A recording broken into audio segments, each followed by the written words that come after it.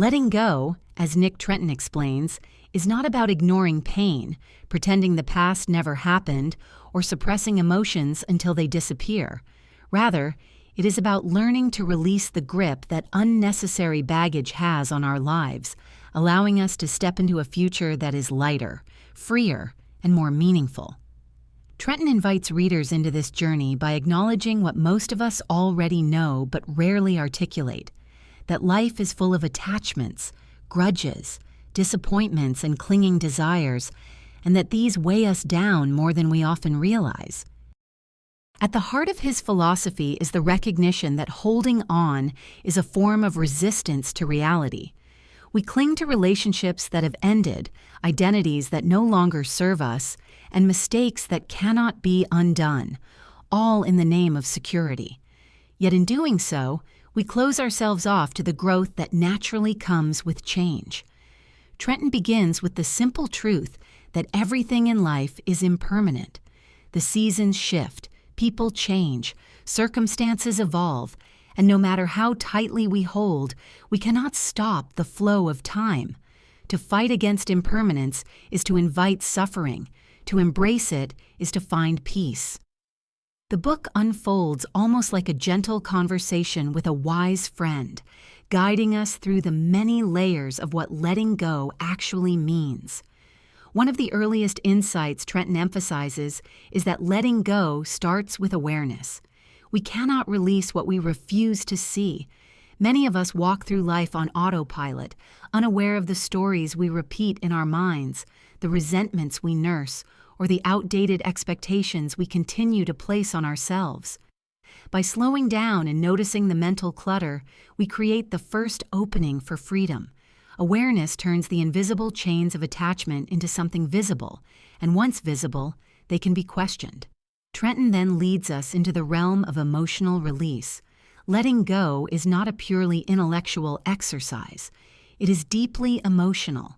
He warns against the trap of emotional repression, where we convince ourselves that ignoring or denying pain will make it disappear.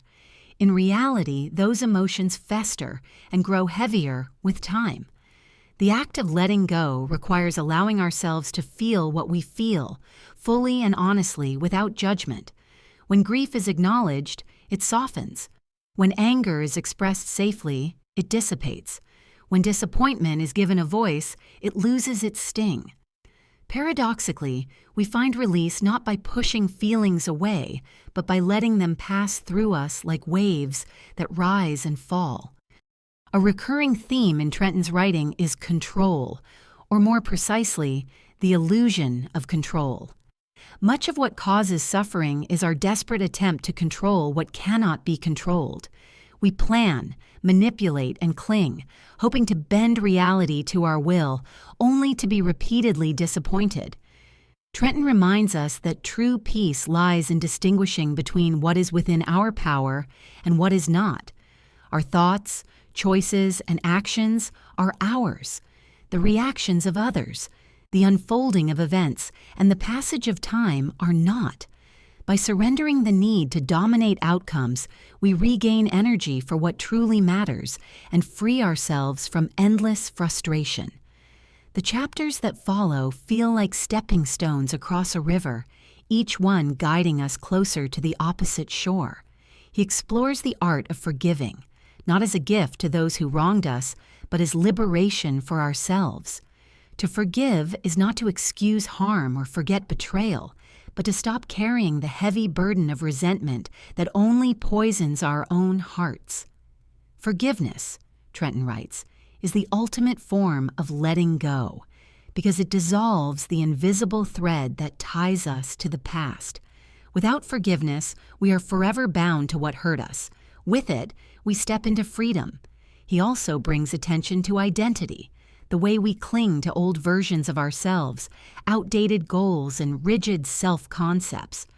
Many people resist letting go because they fear that doing so means losing who they are.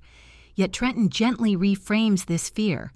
Identity is not a fixed statue, but a river that flows. To let go of who we were is not to betray ourselves, but to honor the truth of who we are becoming. Growth requires release, just as trees shed their leaves in autumn so they can blossom again in spring. One of the most practical yet profound chapters explores the clutter of the mind and environment. Just as physical clutter fills a room and makes it difficult to breathe, mental clutter suffocates our clarity. By letting go of unnecessary possessions, toxic relationships, and incessant mental chatter, we create space for peace. Trenton likens this to cleaning out a drawer. Only when we remove what no longer belongs can we see what truly matters. In this way, letting go is an act of intentional living, choosing quality over quantity, simplicity over complication. As the book progresses, Trenton doesn't shy away from the truth that letting go can be uncomfortable, even painful. To release what we've held for so long feels like losing a part of ourselves. But he reminds us that this pain is not permanent. It is the necessary discomfort of transformation. Just as muscles ache when they grow stronger, the heart aches when it expands into greater freedom.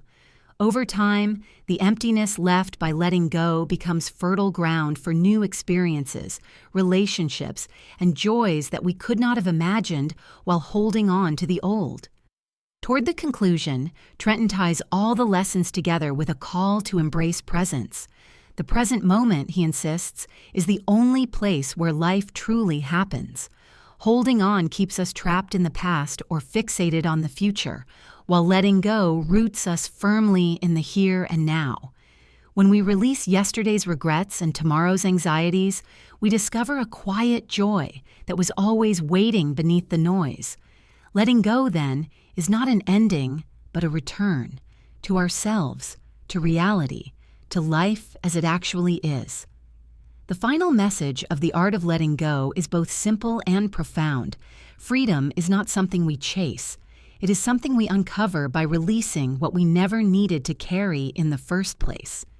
Each chapter is an invitation to soften our grip, to trust the flow of life, and to allow ourselves to move forward unburdened. By the time the last page is turned, the reader is left with the quiet understanding that letting go is not a one-time act, but a lifelong practice, and that with each act of release, life becomes lighter, clearer, and infinitely more beautiful. Thank you so much for listening and joining us. If you enjoyed this summary and found it valuable, don't forget to like, share, and subscribe for more in-depth book breakdowns. Stay curious, keep learning, and we'll see you in the next video.